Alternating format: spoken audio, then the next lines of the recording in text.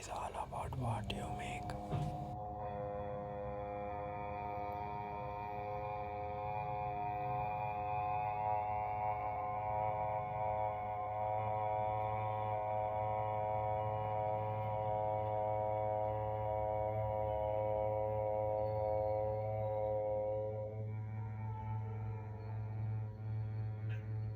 ఇది చూడడానికి కామెడీగా ఉన్నా దీనివల్ల చాలానే బెనిఫిట్స్ ఉన్నాయి.